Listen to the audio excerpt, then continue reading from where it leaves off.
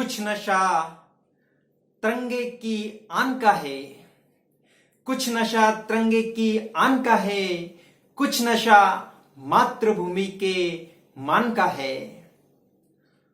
हम लहराएंगे हर जगह इस तिरंगे को, हम लहराएंगे हर जगह इस तिरंगे को।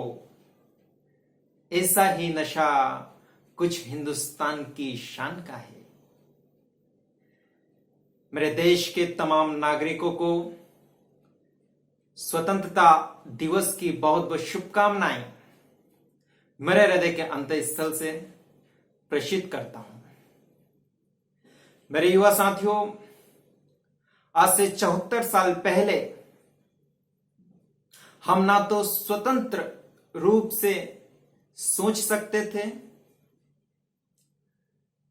ना ही समझ सकते थे, ना ही हम स्वतंत्र रूप से सांस ले सकते थे। लेकिन दोस्तों, 15 अगस्त 1947 के बाद हमारा ये एक सपना था जो कि पूरा हुआ। दोस्तों, जैसा कि आप सब लोगों को विदित है कि हिंदुस्तान के ऊपर लगातार विदेशी आक्रमण होते रहे हैं, starting from ancient time to medieval time and even in the modern time as well। क्योंकि दोस्तों, हिंदुस्तान एक भारतवर्ष था, एक अखंड भारत था। हिंदुस्तान को सोने की चिड़िया कहा जाता था। हिंदुस्तान का व्यापार पूरे विश्व में हर एक देश के साथ था। और दोस्तों, लेकिन दुखद की बात यह है कि जब यूरोपियन पावर का हमारे देश के ऊपर आक्रमण हुआ, उस समय हमारे हिंदुस्तान का शोषण और भी तेजी से बढ़ गया। उन्होंने हमारे देश को कॉलोनी बनाया। और जब हिंदुस्तान में जब डी इंडस्ट्रियलाइजेशन चल रहा था, उसी समय यूरोपियन कंट्रीज में इंडस्ट्रियलाइजेशन चल रहा था। अर्थात यहां का धन दौलत यूरोपियन कंट्री के इंडस्ट्रियलाइजेशन में काम आ रही थी। और सबसे आश्चर्यचकित करने वाली बात तो यह है कि हमको उन्होंने modern thoughts, liberty, equality, fraternity, justice जैसी चीजें पढ़ाई। लेकिन सोचने की बात तो यह दोस्तों कि लिबरल थॉट्स पढ़ाने के बावजूद भी अंग्रेजों ने हिंदुस्तान को एक कॉलोनी बनाकर रखा था। It is a completely paradoxical situation. लेकिन दोस्तों, शायद वो इस बात से परिचित नहीं थे कि आने वाले दिनों में उन्हीं के द्वारा ये सारी चीज बताई गई है, एक चुनौती बनकर उनके सामने खड़ी होगी, और जिसका परिणाम 15 अगस्त 1947 को आया। दोस्तों, 14 अगस्त 1947 की रात पूरा विश्व सो रहा था। उस समय हिंदुस्तान आजादी का जश्न मना रहा था। लेकिन इस जश्न में कई लोग थे जो शामिल नहीं थे। उनमें से एक महात्मा गांधी जी उस समय कलकत्ता में थे। वो इसलिए थे कि वहां पर सांप्रदायिक दंगा चल रहा था और उस दंगे को समाप्त करने की कोशिश की जा रही थी। और दोस्तों, इन्हीं महात्मा जी को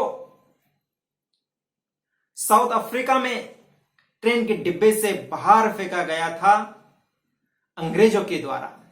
और उस समय महात्मा गांधी जी ने बहुत ही शालीनता के साथ कहा कि आपने तो मुझे ट्रेन के डब्बे से बाहर फेंका, लेकिन मैं आपको हिंदुस्तान के बाहर फेंक दूंगा।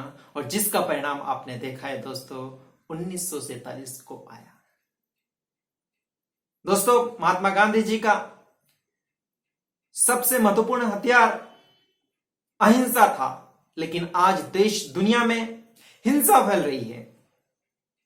किसी को कलर भेद के आधार पर गर्दन दबाकर उसकी जान लेना, ये महानता का काम नहीं है दोस्तों। महानता का काम यह है एक सामान्य परिवार में जन्म लेना और बचपन में अपने पिताजी को खो देना और यहां तक कि 27 साल जेल में गुजारने के बावजूद भी साउथ अफ्रीका के फर्स्ट ब्लैक प्रेसिडेंट बनना, जिन्हें नेल्सन मंडेला के नाम से जाना जाता है दोस्तों। इसके बावजूद भी his message of reconciliation, not revenge, inspire the entire world even today। दोस्तों, इस तरह की घटनाएं हमारे देश में भी होती है, लेकिन इन चीजों में महानता नहीं है दोस्तों। किसी शोषित को, पीड़ित को, किसी वंचित को दबा कर रखना, इसमें कोई महानता का काम नहीं है दोस्तों। महानता का काम इसमें है कि मध्य प्रदेश के एक छोटे से शहर महू में जन्म लिया, स्कूल के बाहर बैठकर शिक्षा पाई, मुंबई से स्नातक किया, विदेश से पीएचडी की और अंत में हिंदुस्तान के लिए संविधान लिखा, जिन्हें डॉक्टर बी आर अम्बेडकर के नाम से जाना जाता है दोस्तों। परम पूज्य डॉक्टर बी आर अम्बेडकर द्वारा लिखा संविधान की पहली line, we the people of India, अर्थात हम भारत के लोग, ये हिंदुस्तान हम सबका है, हम भारत लोगों का है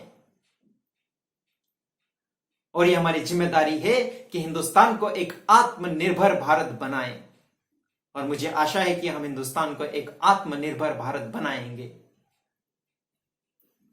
दोस्तों, कहना चाहूंगा कि आत्मनिर्भर तो होगा मेरा सपनों का भारत, आत्मनिर्भर तो होगा मेरे सपनों का भारत, पर याद रहे हिसाब भी जरूर होगा, हिसाब भी जरूर होगा, क्योंकि सभी का खून शामिल है इस देश की मिट्टी में, क्योंकि सभी का खून शामिल है इस देश की मिट्टी में, किसी के बाप का हिंदुस्तान थोड़ी।